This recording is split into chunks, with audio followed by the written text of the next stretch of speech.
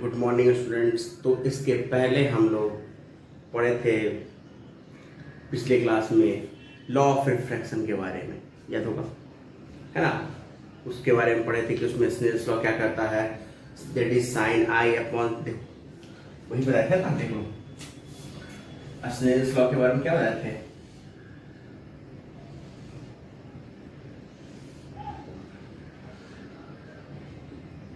ये आई और ये आर, ये इंसिडेंस रे और ये रिफ्लेक्टेड रे,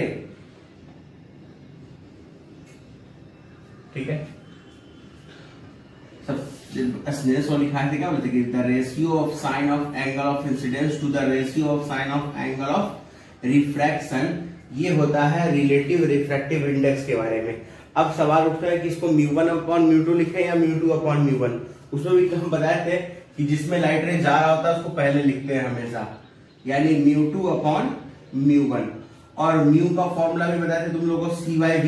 ये जस्ट रिकॉल कर रहे हैं पिछले क्लास का जो लास्ट में पढ़ाए थे। म्यू को कहते हैं CY/V, तो ये क्या हो जाएगा C अपॉन V2, और ये क्या हो जाएगा C अपॉन V1, तो ये क्या हो जाएगा V1 अपॉन V2। और एक चीज और बताए थे कि जब एक मीडियम से दूसरे मीडियम में लाइट रे जा रहा होता है, जब एक मीडियम से दूसरे मीडियम में लाइट रे जा रहा होता है तो उसका फ्रीक्वेंसी चेंज नहीं करता, यानी फ्रीक्वेंसी क्या रहता है आपका, कांस्टेंट रहता है। फ्रीक्वेंसी क्या रहता है, कांस्टेंट रहता है। और हम लोग जानते हैं V equals F into lambda होता है, जहां f क्या है, फ्रीक्वेंसी है। तो V1 इक्वल्स क्या हो जाएगा आपका f लेमडा 1, और V2 क्या हो जाएगा आपका f लेमडा 2। f से f कैंसिल, तो V1 अपॉन V2 इक्वल्स क्या हो जाएगा लेमडा 1 अपॉन लेमडा 2। क्लियर है, ठीक है। चलो अब देखो इस पे मान लो कोई क्वेश्चन कैसे दिया जा सकता है। मान लो इसमें क्वेश्चन कर सकता है कि refractive index of first medium, refractive index of first medium ये दिया हुआ है 1.5, and a speed of light in it is 2 into 10 to the power 8 meter per second, and that of in second medium, and that of in second medium is 2.5 into 10 to the power 8 meter per second, ठीक है। और find करना है, find the RI of second medium. आपको second medium का RI find out करना है। तो हमारे पास क्या गिवन है ये देखते हैं। एक म्यू गिवन है, दूसरा म्यू हमको फाइंड आउट करना है, और दोनों का V गिवन है, दोनों मीडियम का, यानी फर्स्ट मीडियम का और सेकेंड मीडियम का। हमारे पास एक रिलेशन होना चाहिए रिफ्रैक्टिव इंडेक्स का, किसके साथ, वेलोसिटी के साथ। तो रिफ्रैक्टिव इंडेक्स का वेलोसिटी के साथ जब हम रिलेशन ढूंढेंगे तो हमारे पास एक ही रिलेशन है, वो है क्या, μ2 upon μ1 equals V2 upon V1। यानी फॉर्मूला हमारे पास क्या हो जाएगा, μ2 upon μ1 equals V1 upon V2। तो μ2 मतलब सेकंड मीडियम जिसका हमको फाइंड आउट करना है, जिसमें लाइट रे जा रहा है। तो μ2 को रहने दो जैसे है वैसे एज इट इज। और μ1 का वैल्यू कितना दिया हुआ है, 1.5। तो 1.5, V1 का वैल्यू कितना है, 2 into 10 to the power 8 metre पर सेकेंड, और ये कितना है 2.5 into 10 to the power 8 metre पर सेकेंड। कैंसिल आउट हो गया वो। अब क्या, पॉइंट से पॉइंट भी कैंसिल आउट हो गया, 5 से 3 बार में, 5 से 5 बार में। तो μ2 जो हो जाएगा वो 6 डिवाइडेड बाई 5 होगा, ठीक है ना। तो 6 डिवाइडेड बाई 5 कितना हो जाएगा, 1.2। चलो जल्दी से नोट करो उसको।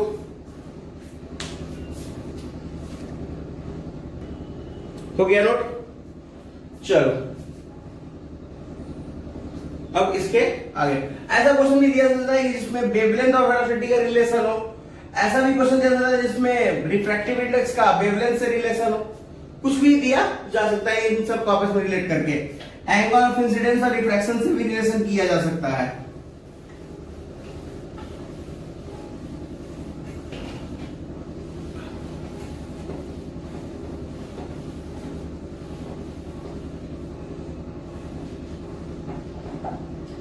जैसे कहा जा सकता है कि R जो है मान लो I/2 है, या मान लो इसको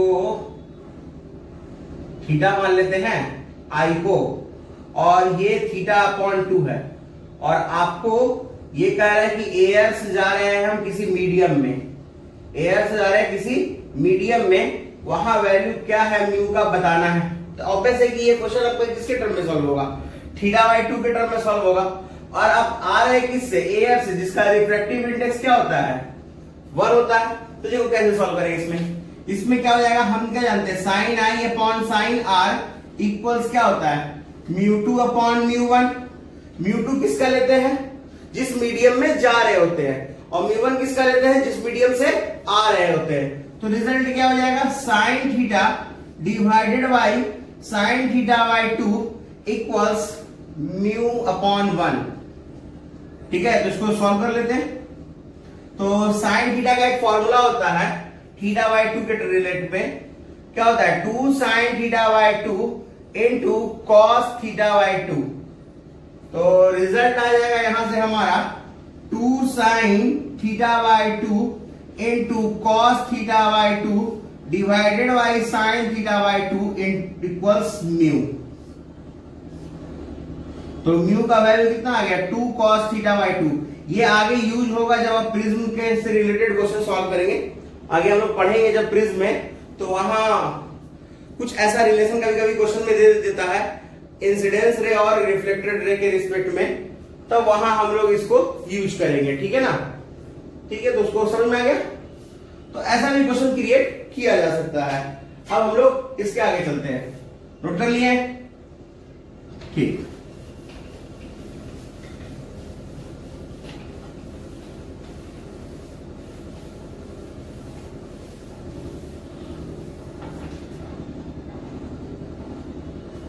अब हम लोग चलते हैं इसमें डेविएशंस पे बात करते हैं, ठीक है, और कुछ अलग अलग केस भी देखेंगे। पहले तो उसके पहले आपको ये मालूम है, तो पहला केस हम देखते हैं, पहला जो केस हम लोग को देखना है वो हम देखते हैं denser to rarer. Denser to rarer आप ये जानते हो, बचपन से पढ़े हो इसमें, कि जब डेंसर से रेयरर जानते हैं तो लाइट रे अवे फ्रॉम द नॉर्मल जाता है। यानी लाइट रे अगर ऐसे आ रही हो, लाइट रे अगर ऐसे नॉर्मल की तरफ से इधर से आ रही हो, तो वो अवे फ्रॉम द नॉर्मल जाएगी, यानी कुछ इस तरह से। यानी लाइट रे अगर ये मीडियम नहीं रहा होता तो लाइट रे ऐसे आ रही होती, लेकिन इस मीडियम के कारण रिफ्रैक्ट होके इस पोजीशन में पहुंच गई। ये तो रिफ्रैक्शन है ना, कि लाइट रे का बेंड कर जाना एक मीडियम से दूसरे मीडियम में जाने पर। ठीक है, और ये इसका सरफेस है, इंटरफेस इसको कह सकते हैं। अब जरा देखो, इसका रिफ्रैक्टिव इंडेक्स मानते हैं μ1 और इसका क्या मानते हैं हम लोग μ2। अब कंडीशन क्या पढ़े हैं, जो डेंसर मीडियम है उसका रिफ्रैक्टिव इंडेक्स ज्यादा होगा, यानी रिजल्ट ये कहता है कि μ1 बड़ा होगा μ2 से। ठीक है, और μ1/μ2 ग्रेटर देन 1 होगा। ठीक है, चलो देखते हैं स्नेल्स लॉ क्या कहता है। इसको प्रूफ भी करेंगे, बताया था ना पिछले क्लास में, इसको प्रूफ करेंगे। According to Snell's law sin I/sin R equals क्या होता है μ2/μ1। ठीक है, तो अगर μ1/μ2 ग्रेटर देन 1 है, तो यहां से आएगा क्या, यहां से क्या आएगा आपका कि μ2/μ1, इसका उल्टा लेंगे तो लेस देन 1 हो जाएगा। तो रिजल्ट क्या आ जाएगा sin I/sin R less than 1। तो यहां से क्या लिखेंगे sin I is less than sin R। इसका मतलब क्या हो गया कि I लेस देन है R से। I लेस देन R से इसलिए लिखे वो क्योंकि ये साइन था, और आप पढ़े साइन में जैसे जैसे एंगल इंक्रीज करता है वैसे वैसे उसका वैल्यू इंक्रीज करता है, और जब उसका एंगल डिक्रीज करता है तो उसका वैल्यू डिक्रीज करता है। यानी कहने का मतलब अगर साइन आई छोटा है साइन आर से, इसका मतलब क्या होगा कि आई एंगल भी छोटा होगा किससे, आर से।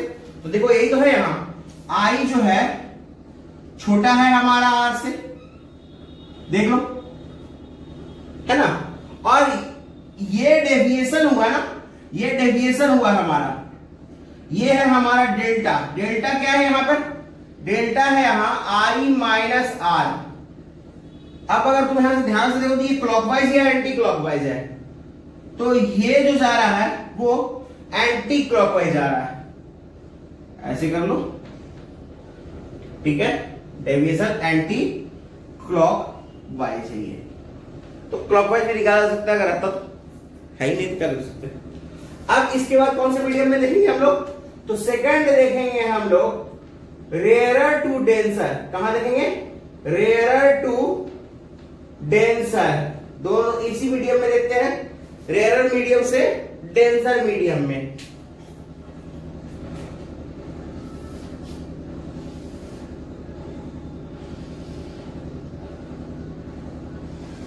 तो इस केस में क्या होता था, जब हम रेयरर से डेंसर आते थे, रेयरर से डेंसर आते थे, तो उस केस में क्या लिखते थे कि टुवार्ड्स द नॉर्मल जाएगा। तो चलो टुवार्ड्स द नॉर्मल तो ये गया भी, हमको दिख भी रहा है।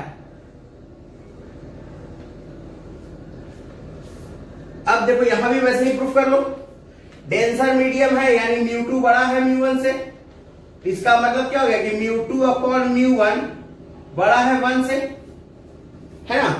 और हम क्या जानते हैं कि साइन आई अपॉन साइन आर इक्वल्स क्या होता है, μ2 अपॉन μ1। इसका मतलब हो गया क्या कि साइन आई बड़ा हो गया किससे, साइन आर से, तो आई बड़ा हो गया आर से, दिख रहा है सामने में। और अगर यही अगर कॉस होता तो ऐसा नहीं हो पाता वो, कि कॉस वाले में एंगल अगर बड़ा है तो वैल्यू छोटा हो जाता है ना, cos 90 0 हो जाता है, cos 0 1 होता है, तो वो अलग अलग केस, छोड़ो उसको, उसका यहाँ पे क्या मतलब। तो यहां डेविएशन क्या होगा, तो यहां डेविएशन हो जाएगा आपका डेल्टा r माइनस आई, ठीक है, r माइनस आई, लेकिन कौन से डायरेक्शन में, तो अगर आप यहां ध्यान से देखिएगा तो ये क्लॉकवाइज डायरेक्शन है। जल्दी से इसको नोट करिए, फिर आगे चलते हैं हम लोग, उसका प्रूफ भी तो देखना है हम लोग को। हो गया नोट, चलिए आगे चलते हैं।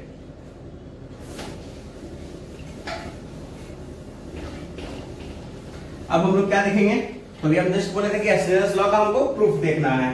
मतलब स्नेल्स लॉ क्या, sine I upon sine are equal to क्या होता है, μ2 अपॉन μ1। और प्रूफ हम नहीं किए थे, है ना, आपको भी पता है, हम कैसे करेंगे।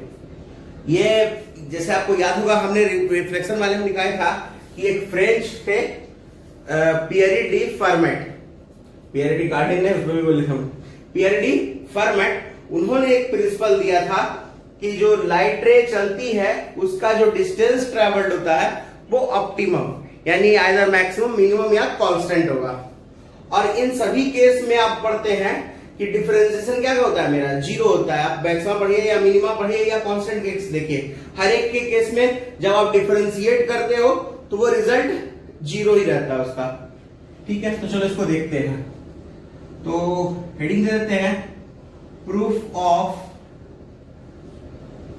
Law of refraction. तो इस बार लॉ ऑफ रिफ्रैक्शन का प्रूफ देखेंगे हम लोग, ठीक है। तो चलो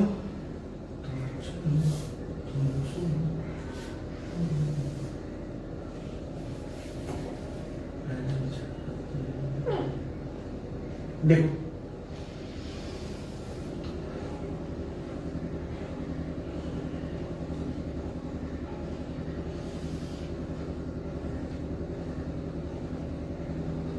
मान लो इधर ही आगे उसमें क्या दिक्कत है, उससे कोई फर्क तो नहीं पड़ता। ये हमारा सोर्स और ये है हमारा रिसीवर।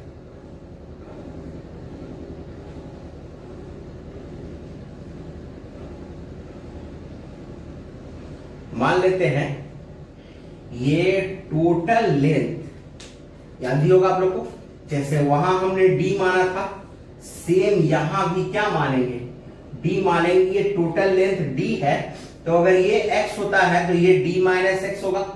और अगर इसकी हाइट h1 लेते हैं और यहाँ हाइट h2 लेते हैं, तो ये जो डिस्टेंस है इस तरफ आप देख रहे हो, ये कितना हो जाएगा आपका under root h1 square plus x square. और ये जो रिजल्ट यहां देख रहे हो, ये क्या हो जाएगा h2 square plus d minus x का स्क्वायर। ठीक है ना। अब जरा देखो ध्यान से, लाइट रे अगर इधर से ये आ रही है आई, तो ये हो गया एंगल ऑफ इंसिडेंस आई, तो ये भी हो गया आपका एंगल ऑफ इंसिडेंस आई। किससे? अल्टरनेट एंगल से।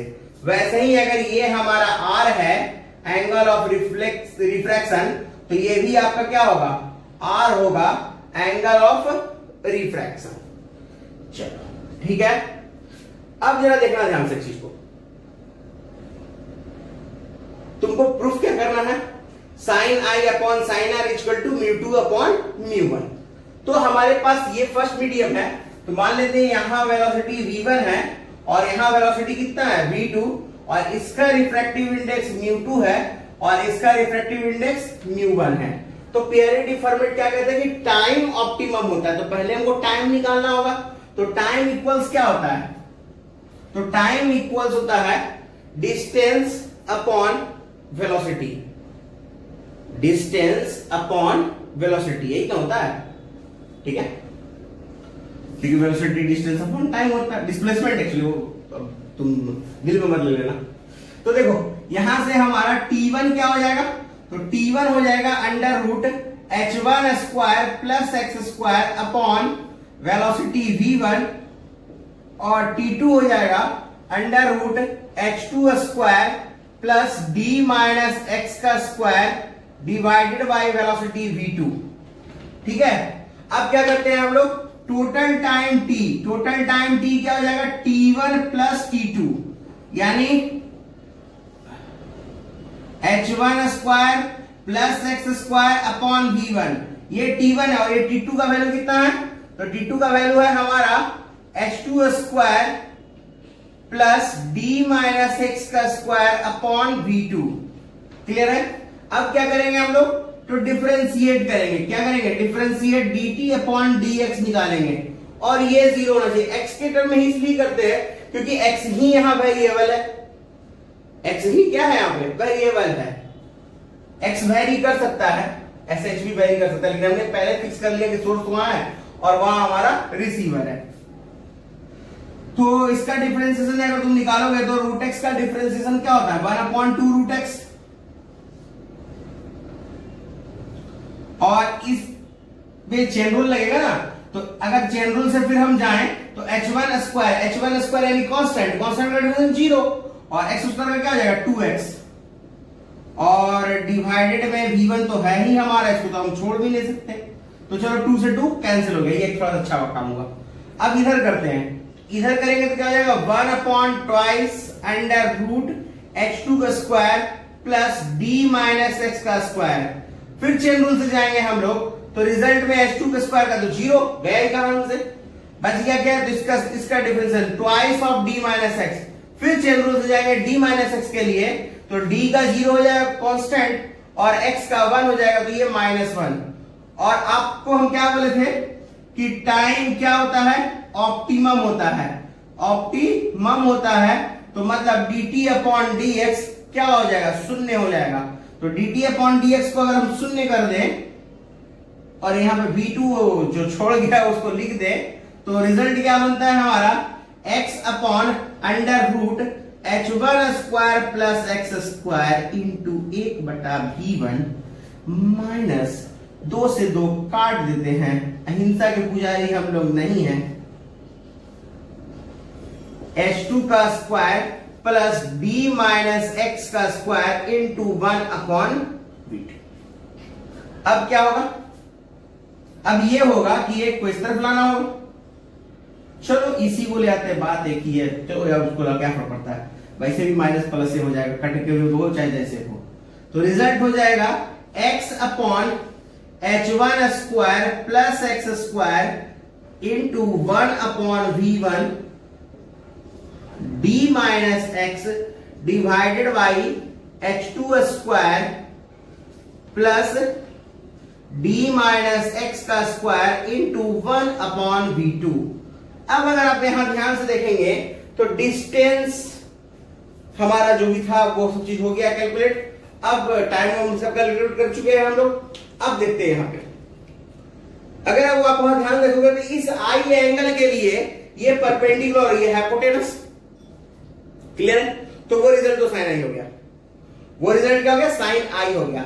वैसे ही ये रिजल्ट क्या हो जाएगा? परपेंडिकुलर अपॉन हाइपोटेनस, तो ये साइन आर हो जाएगा इस तरफ में। तो रिजल्ट क्या लिखा जाएगा कि साइन आई upon v1 equals sine R upon v2।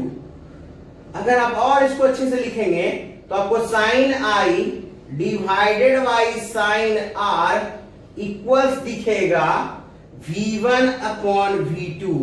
और जस्ट अभी लिखाए थे कि ये μ2 अपॉन μ1 के भी तो इक्वल होता है। लो, ये हो गया आपका, क्या हो गया? लॉ ऑफ रिफ्रैक्शन का स्नेल्स लॉ का प्रूफ। इसको आराम से नोट करिए, ठीक है? हो गया नोट?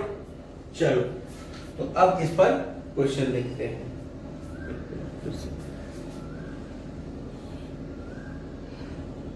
हो गया नोट?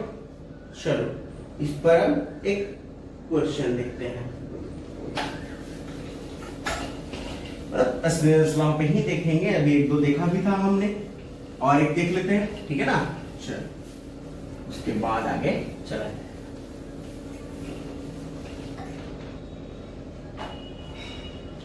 तो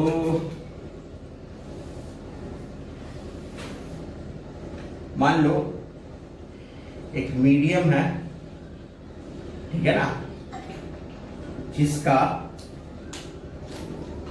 RI दिया हुआ है √3, ठीक है, और इसका RI 1 है क्योंकि ये एयर है हमारा, ठीक है। अगर चलो ठीक है, अब उसके बाद आगे लाइट रे इधर से इंटर कर रही है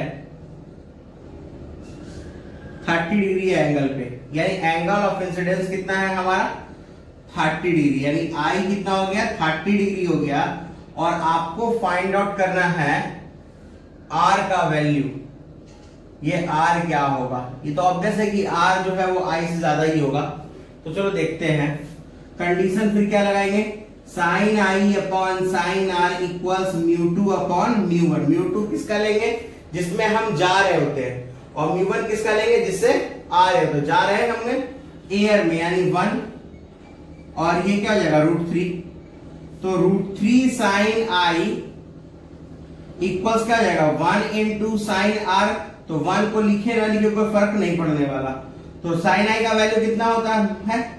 कितना होता नहीं, यहाँ पे होगा एक्चुअली। साइन आई का वैल्यू कितना दिया? 30 इक्वल्स क्या हो जाएगा? साइन आर, और साइन 30 का वैल्यू होता है 1/2, तो ये हो जाएगा √3/2, और ये जो भी होता है साइन 60 का वैल्यू, यानी आर का वैल्यू कितना आ गया? 60 डिग्री, ठीक है। ऐसा भी क्वेश्चन कुछ भी दिया जा सकता है।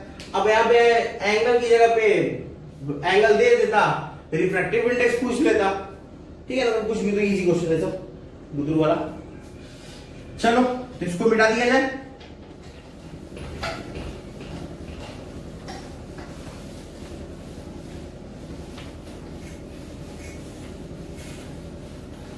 अब एक चीज देखो, हम लोग डेविएशंस देख लिए, बहुत कुछ देखा।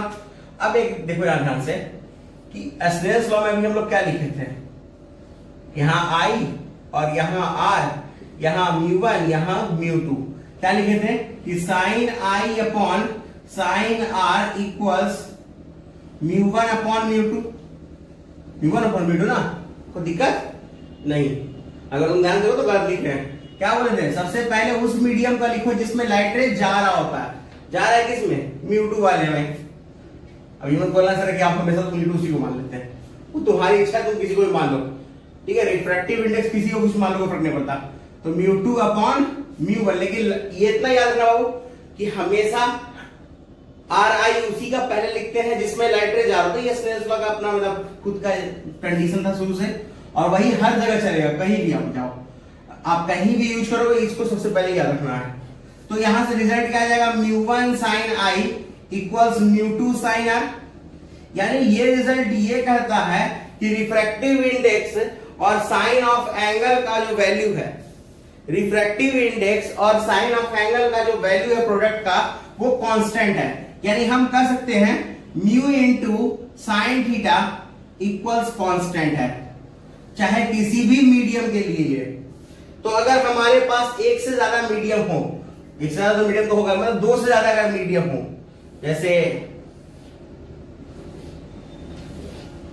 कितना हो गया, अगर इसको भी इंटरफेस को ले लें तो 1 2 3 4 5 हो गया। तो ये आपका एक होगा रिफ्रैक्शन।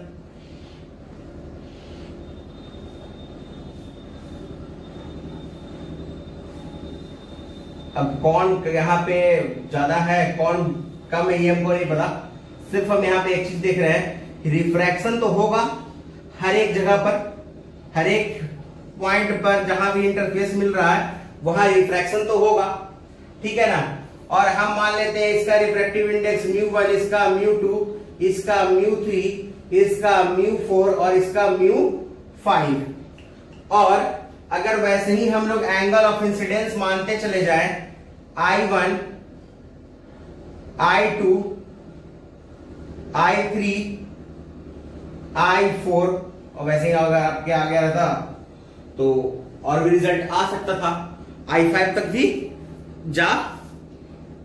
तो यहां से रिजल्ट क्या हो जाएगा हमारा, तो रिजल्ट हो जाएगा हमारा क्या, तो अभी हम क्या बोले थे, mu into sine theta constant. तो यहां एंगल क्या लियो, दिख रहा है ना I1, वही चेक भी कर रहे थे कि दिख रहा है या नहीं दिख रहा है।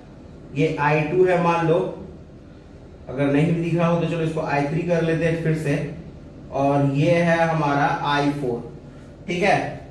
तो यहां से रिजल्ट क्या था कि mu into sine theta constant है, तो μ1 साइन I1 इक्वल्स क्या हो जाएगा, μ2 साइन I2 इक्वल्स क्या हो जाएगा, μ3 साइन I3 इक्वल्स क्या हो जाएगा, μ4 साइन I4। वैसे ही यहाँ पे एक और अगर मान लो मीडियम होता और इसका भी एंगल I5 हम लेते तो क्या हो जाता रिजल्ट, अगर ऐसा होता तो फिर हम क्या लिखते हैं, μ5 इंटू साइन I5, ठीक है। तो डायरेक्ट यहां से अगर तुमको मान लो कोई दो मीडियम दे दे बीच में, ठीक है, और हमको ये I1 और ये I4 निकालना हो, तो ऑब्वियस है कि हम I1 अगर I4 निकालना हो तो हम इन दोनों को सॉल्व करेंगे। म्यू तो दिया हुआ है नहीं, अगर एक एंगल देगा तो दूसरा फाइंड आउट नहीं हो जाएगा, कर सकते हैं, ठीक है।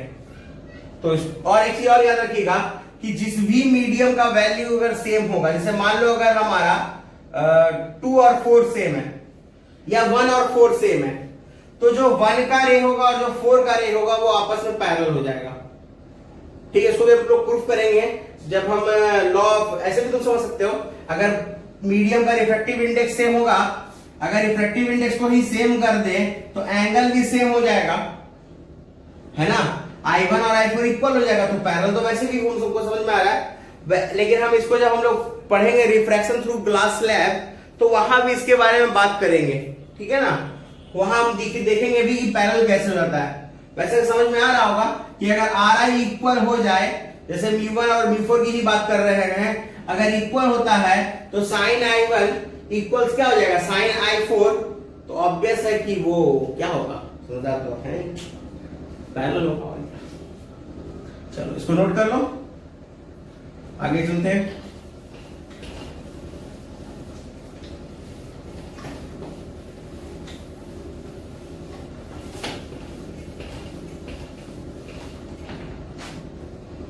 अब एक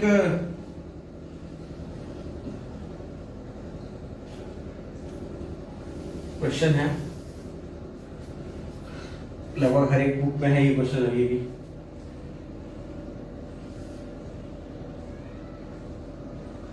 लाइट रे इंसिडेंस किया है, लाइट रे इंसिडेंस एट एंगल 60 डिग्री। तो आपको बताना है इमर्जेंट किससे करेगा, एंगल ऑफ इमर्जेंट। इमर्जेंट मतलब कहने का मतलब कि लाइट रिफ्रैक्ट करेगा, यहां पर पहुंचेगा, रिफ्रैक्ट करके फिर यहां से बाहर तो आएगा ना, वो एंगल आपको बता रहा है, एंगल ऑफ इमर्जेंस। अगर थोड़ा सा सोचिएगा तो जल्दी बन जाएगा, जल्दी से उसको ट्राई करके देखिए, नहीं बनेगा तो बताएंगे ही। कैलकुलेट कर लिए, अगर नहीं हो पाया है तो चलो देखते हैं। सबसे पहले पूछा क्या है, तो एंगल ऑफ इंसिडेंस दिया हुआ है, ठीक है 60 डिग्री जो भी है, और एंगल ऑफ इमर्जेंस जिससे ये बाहर आएगा। तो ये पहले देखो, इसका तो रिफ्रैक्टिव इंडेक्स हमको म्यू दिया हुआ है, ठीक है ना, ये म्यू दिया हुआ है। तो इतना तो फिक्स है कि इधर बाहर मान लो हम मीडियम तो दिए नहीं, एयर है या इधर भी एयर है। अगर तुमको ये भी नहीं मालूम था, इतना तो जरूर मालूम था वो कि चारों तरफ मीडियम तो सेम ही होगा। तो जब हमारा मीडियम सेम था, या तो जस्ट देखो क्या बोले थे, ये था ना, क्या बोले थे, μ1 sin I1 इक्वल्स, अगर मान लो μ4 को कर लेते हैं तो ये दोनों सेम अगर होगा तो गया, तो रिजल्ट क्या आएगा कि I1 और I4 सेम हो जाएगा। तो वैसे ही अगर हम यहाँ पे देखें तो ये तो फिक्स हो गया कि लाइट रे जितने भी एंगल से आ रहा होगा उतने ही एंगल से बाहर गया होगा, यानी ये तो फिक्स हो गया किसका वैल्यू 60 डिग्री होगा।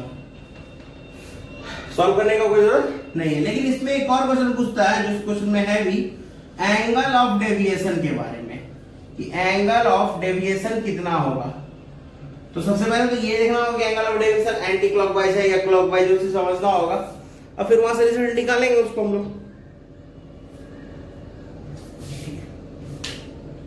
तो सबसे पहले तो इस पे एक नॉर्मल देना होगा, और ये आपका एक स्फेरिकल शेप का या सब जो भी ये शेप का, और इस वाले शेप में क्या होता है कि जो रेडियस होता है वही नॉर्मल होता है, यानी इसका नॉर्मल इसके सेंटर से जा रहा होगा, जो हम लोग स्फेरिकल मिरर में पढ़े भी थे, याद है ना।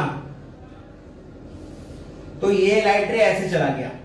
तो सबसे पहले हमको चाहिए क्या कि एंगल ऑफ इंसिडेंस देखना, जो कि 60 डिग्री दिया हुआ है, तो हमको पहले ये आर निकालना होगा, ठीक है ना। तो उसके लिए क्या करेंगे फॉर्मूला, तो इसका तो पहले म्यू हमारा 1 है, स्नेल्स लॉ लगाते हैं। तो स्नेल्स लॉ लगाएंगे तो क्या हो जाएगा, साइन आई upon sine R equals μ2 upon μ1। μ2 कौन सा, जिसमें हम जा रहे होते हैं, यानी √3 अपॉन 1। तो रिजल्ट क्या हो जाएगा, साइन 60 डिग्री, ठीक, अपॉन √3 इक्वल्स हो जाएगा साइन आर। कोई दिक्कत, तो साइन 60 का वैल्यू हम लोग जानते हैं √3 अपॉन 2, और डिवाइडेड बाय √3 कर देंगे तो ये रिजल्ट आ जाएगा साइन आर का। √3 से √3 कैंसिल, तो साइन आर क्या हो जाएगा 1/2। अगर हम साइन आर का वैल्यू 1/2 कहें तो आर का वैल्यू आ जाएगा 30 डिग्री। कोई दिक्कत, चल, तो आर तो मिल गया। अब यहां से वैसे ही एक नॉर्मल इधर भी आएगा आपका इस तरफ, जिसके सेंटर ऑफ कर्वेचर से क्रॉस करेगा, और ये इधर से आपका इमिट करेगा। तो मान लो ये इमिट किया है, हाँ ठीक है, मान लो ये इमिट किया है, ये तो 60 हो गया, कंफर्म्ड है। इसका वैल्यू कितना होगा, तो वैसे ही अगर हम आप जिससे भी निकाले तो रिजल्ट वही आना है, क्योंकि 60 है तो 30 हुआ, तो 30 है तो 60 ही होगा, 60 है तो 30 ही होगा एक्चुअली, ठीक है। वो 60 कैसे हुआ तो हमको समझ नहीं गया था, क्योंकि मीडियम सेम है। मीडियम सेम नहीं रहता, मान लो वैसा भी तो क्वेश्चन दे सकता था, मीडियम सेम नहीं रहता तो भी ये 30 ही होता। अब उसका कारण समझो, फिर वहां कुछ और एंगल हो जाता, वो अलग बात है, लेकिन ये 30 होता है। इसका कारण ये है कि ये दोनों रेडियस सेम है, ये भी रेडियस और ये भी रेडियस, और रेडियस सेम है अगर ट्राइंगल का, यानी दोनों एंगल दोनों साइड सेम है, तो एंगल भी क्या होगा, सेम होगा। जैसे सॉल्व बात देखिए, चलो। तो अब हम डेविएशन की बात करते हैं। डेविएशन की बात अगर करें तो लाइट रे अगर हमारे पास नहीं कुछ था मीडियम, तो लाइट रे ऐसे जा रहा था, तो पहला डेविएशन तो इस तरफ हुआ, और अगर आप ध्यान से देखोगे तो ये जो पहला डेविएशन है वो 30 डिग्री का है, यानी डेल्टा 1 जो है वो कितने डिग्री का है, 30 डिग्री का है, ठीक है। और दूसरा डेविएशन अगर आप ध्यान से देखोगे तो दूसरा डेविएशन आपका डेल्टा 2 है और ये भी 30 ही डिग्री का है, क्योंकि ये तो 30 हो जाएगा ना इसका वर्टिकल अपोजिट एंगल, तो ये 30 हो जाएगा हमारा, 30 60। तो अब तुम अगर यहां ध्यान से और देखो ये दोनों डेविएशन एक ही डायरेक्शन में है। ये हमारा कौन से वे में है, एंटी क्लॉक है क्लॉक, ये क्लॉक है, और इसको देखोगे तो ये भी तुम्हारा क्लॉकवाइज है। तो डेल्टा 2 भी 30 डिग्री, तो ओवरऑल डेल्टा क्या हो जाएगा, 30 + 30 दैट इज 60 डिग्री। ये हो गया हमारा टोटल डेविएशन, हो गया नोट। अब हम लोग आगे चलते हैं अगले नेक्स्ट टॉपिक पे, अगले और नेक्स्ट दोनों है ना। चलो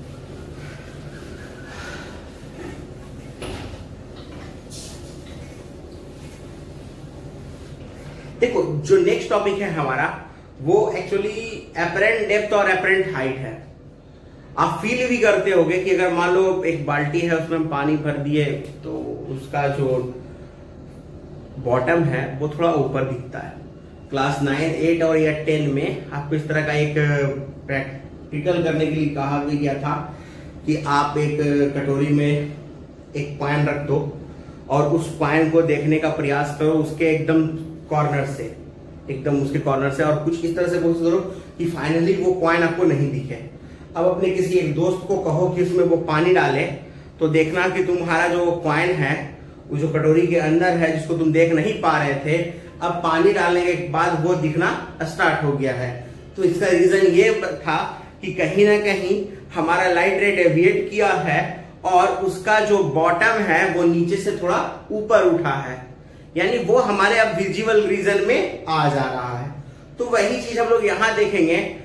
वहां फॉर्मूला हम लोग नहीं पढ़े थे, यहां फॉर्मूला पढ़ेंगे, ठीक है। लेकिन एक चीज याद रखना कि इसमें एंगल स्मॉल लेकर ही सॉल्व होगा, यानी एंगल स्मॉल लेकर सॉल्व होगा तो मतलब रे हमारे कैसा रहेगा, पैराक्सियल रहेगा। वो यहां समझ में आ जाएगा क्यों एंगल स्मॉल लेंगे, ठीक है ना। देखते हैं, पहला हेड डालते हैं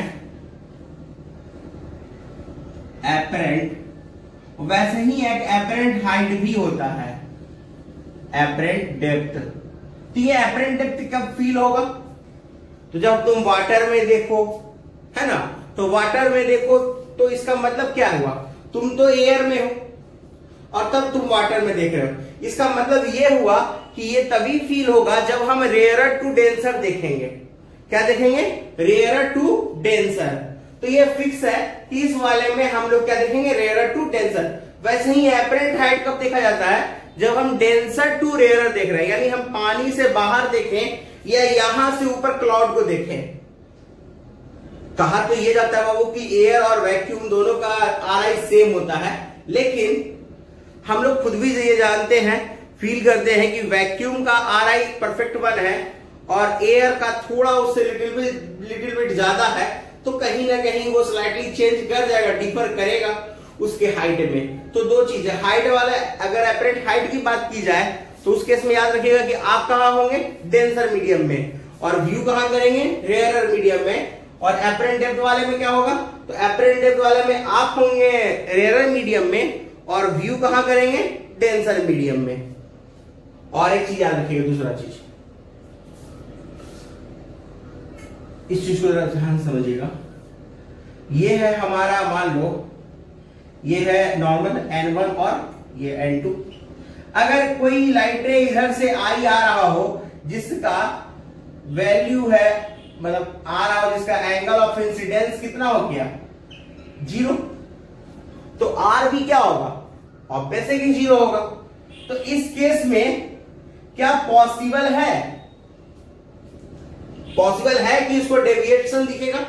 इस केस में पॉसिबल नहीं है कि डेविएशन दिखेगा, क्योंकि घर पे ऐसे मत जाकर देखना सर कि बाल्टी लिए उसमें पानी भरा ऊपर से तो सीधा दिख रहा है, तो पता चला कि उस पर डेविएशन नहीं दिख रहा है, डेविएशन नहीं दिखेगा। इसको देखने के लिए तुमको एक पार्टिकुलर एक छोटे एंगल पर देखना होगा, यानी हल्का टिल्ट होकर देखना होगा थोड़ा सा, ठीक है। और कोई चीज हमको दिखती कब है, जब उससे आ रहा लाइट रे हमारे आप तक पहुंचता है। तो इस चीज को याद रखते हैं हम लोग। ये मीडियम है हमारा डेंसर और ये मीडियम है हमारा रेयरर। ठीक है, तो मान लो इसके कोई बॉटम से जहां पॉइंट O है उससे एक लाइट रे यहां आ रही है, तो लाइट रे यहां पे रिफ्रैक्ट करेगी। तो मान लो ये लाइट रे पहुंच गई इस पॉइंट पे। ठीक है, तो तुम जो यहां से देख रहे थे, तुम जो यहां से इसको देख रहे थे, ठीक है, वो फील क्या किया तुम्हारा आंख कि लाइट रे जो है वो इस पॉइंट से ना आकर इधर से आ रही है। यानी कहने का मतलब कि उसको इमेज कहां दिखा, उसको इस O का इमेज I यहां दिखा, क्योंकि उसको तो फील हुआ कि लाइट रे कहां से आ रही है, I से आ रही है। तो हमको इस I को के डिस्टेंस को ही फाइंड आउट करना है।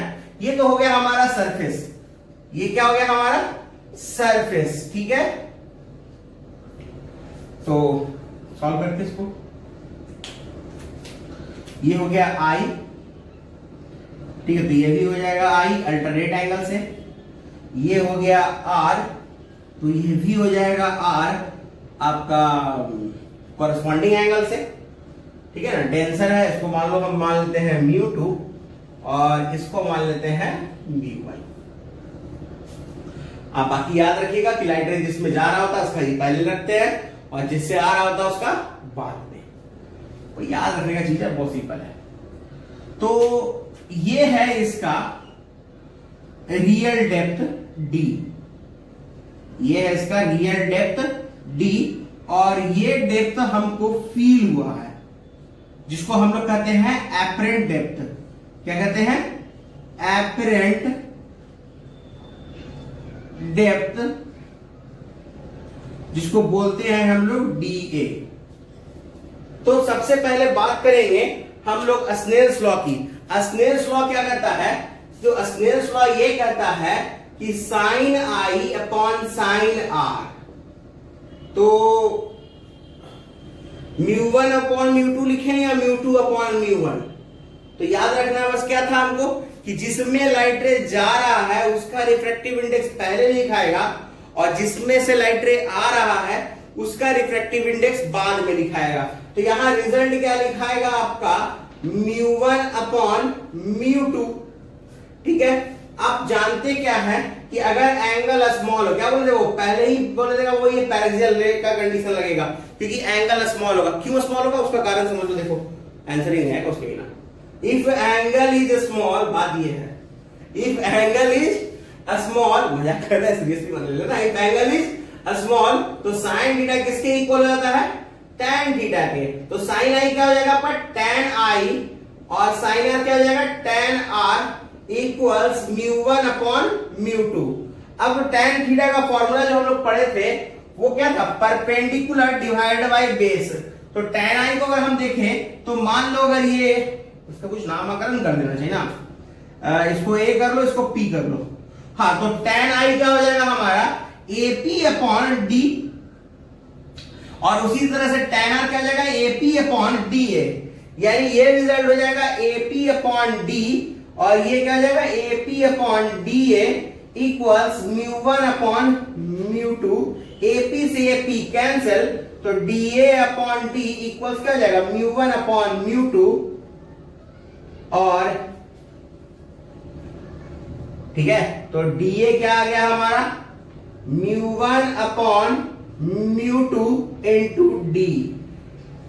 अब जरा सोचो, if observer is in air, if observer is in air, अगर वो एयर में होता तो μ1 का वैल्यू कितना होता?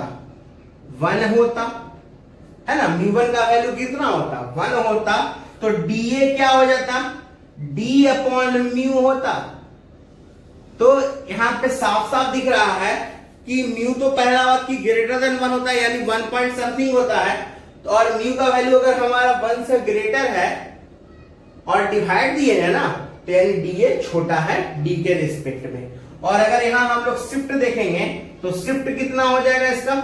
तो शिफ्ट क्या होता है? तो बहुत सिंपल है, शिफ्ट हमारा यहां से यहां हुआ है ना, तो डी से डी ए सब्ट्रैक्ट कर दो, तो डी से डी ए सब्ट्रैक्ट कर देंगे तो D into 1 minus 1 upon mu. इसको नोट कर लो जल्दी से।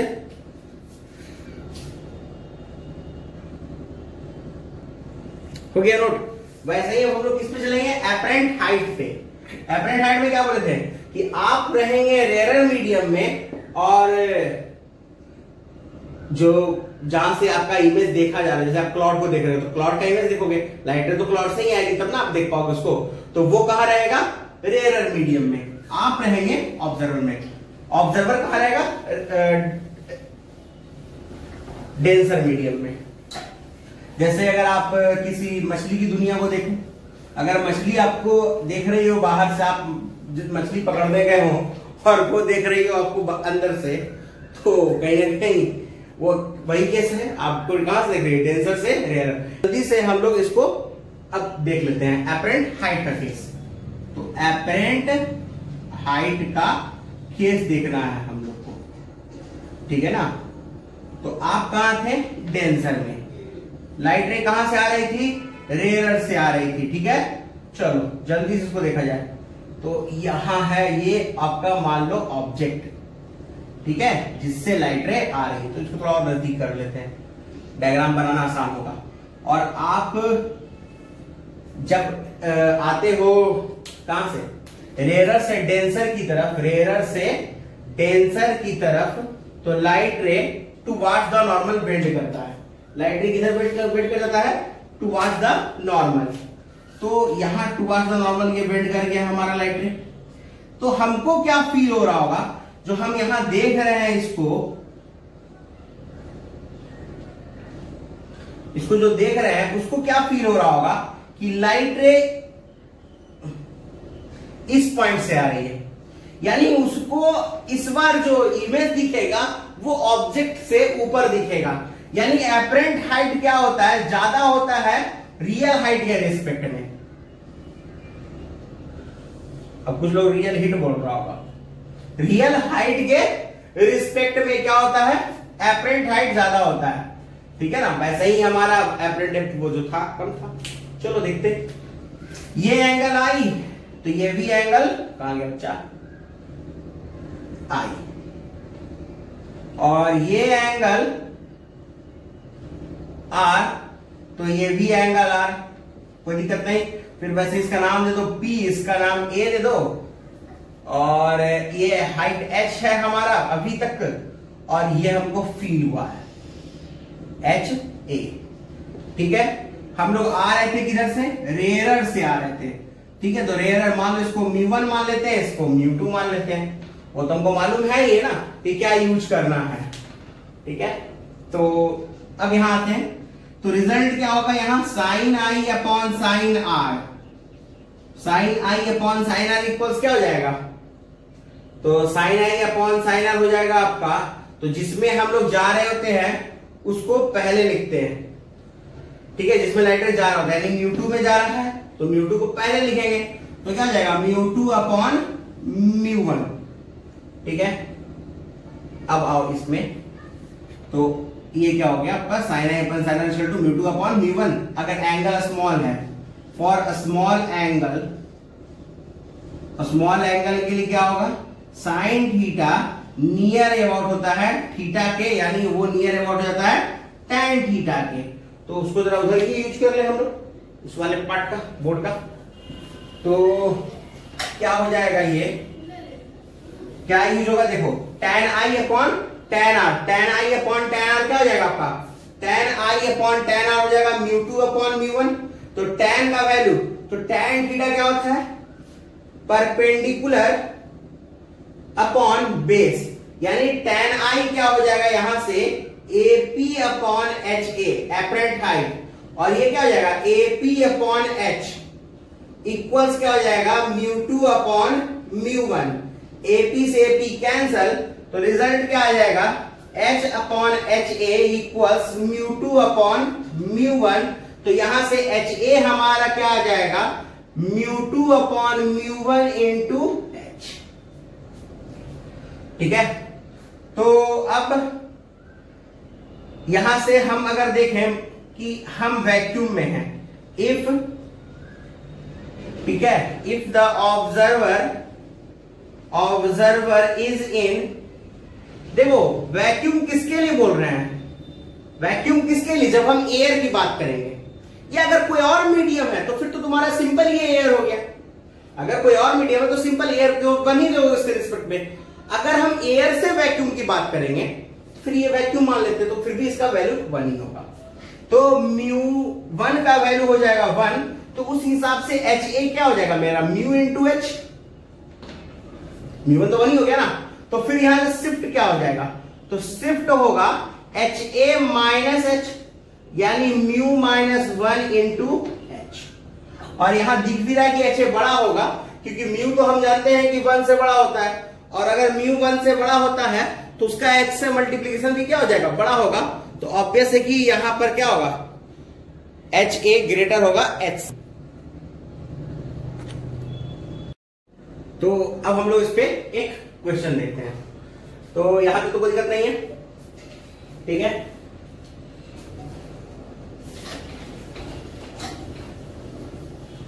सिंपल क्वेश्चन है कि मान लो तुम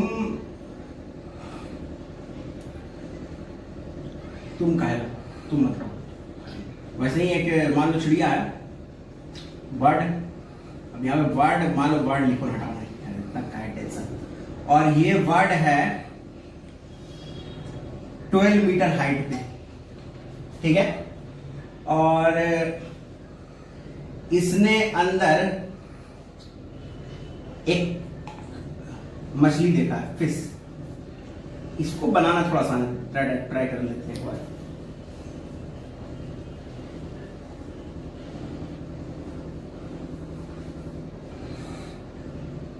हाँ, ये बनाना आसान था, तो ये भी बेचारा का पूछ खराब हो गया, कुछ लगता है जैसे कोई खा लिया है।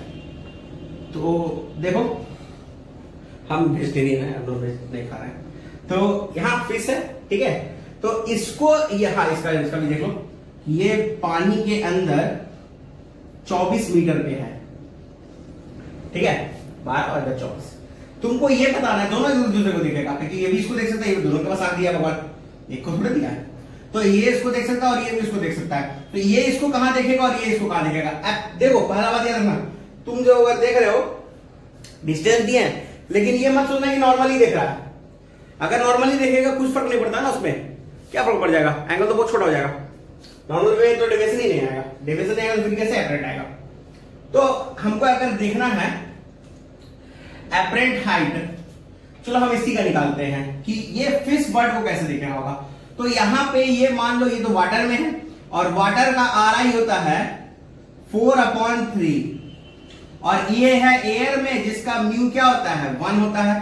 तो एपरेंट हाइट का फॉर्मूला हमने क्या बोला था, तो एपरेंट हाइट का फॉर्मूला था हमारा म्यू इंटू एच, क्योंकि ये 1 ही है, अगर 1 नहीं होता तो फिर सोचते वही रिजल्ट लगाते μ2/μ1 वाला, ठीक है। और μ2 किसको लेते हैं, जिसमें लाइट रे जा रहा होता है, और μ1 किसको लेते हैं, जिससे लाइट रे आ रहा होता है। वो भी चीज अगर यहां भी देखोगे तो लाइट रे अगर हम देखें, फिश देखना चाह रहा है ना, फिश देखना चाह रहा है, तो फिश देखना चाह रहा है तो लाइट रे किससे आ रहा होगा, बर्ड से, तो आ रहा है किससे 1 से, और जा रहा है किसमें, इसमें, तो μ2 क्या हो जाएगा हमारा, सॉरी यहां पे μ2 क्या हो जाएगा, यहां μ2 होगा 4/3, सॉरी μ2 क्या हो जाएगा 4/3, और h का वैल्यू कितना है हमारा, h का वैल्यू है हमारा 12 मीटर, तो 12 और ये 4 हो जाएगा, और ये क्या हो जाएगा 16 मीटर, यानी ये 12 मीटर, इसको कितना फील होगा 16 मीटर। अगर आपसे कोई पूछेगा कि टोटल डिस्टेंस कितना फील हुआ, तो टोटल डिस्टेंस कितना फील हो जाएगा 16 प्लस 24 मीटर, यानी टोटल कितना हो गया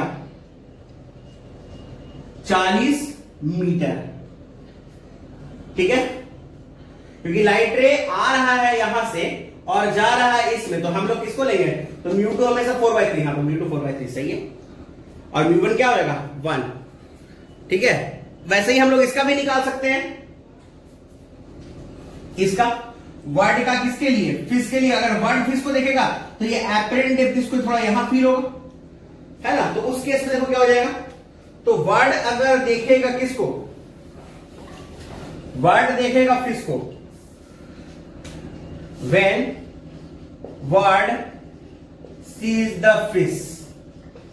भाई हिंदी इंग्लिश में थोड़ा तकलीफ हो सकता है, तो इसके लिए जब हम एपरेंट डेप्थ निकालेंगे तो डीए क्या हो जाएगा, तो 24 डिवाइडेड बाई 4/3, ये 1 है इसीलिए ऐसा ले रहे हैं, बाकी आप कंडीशन याद है ये आप लोग को।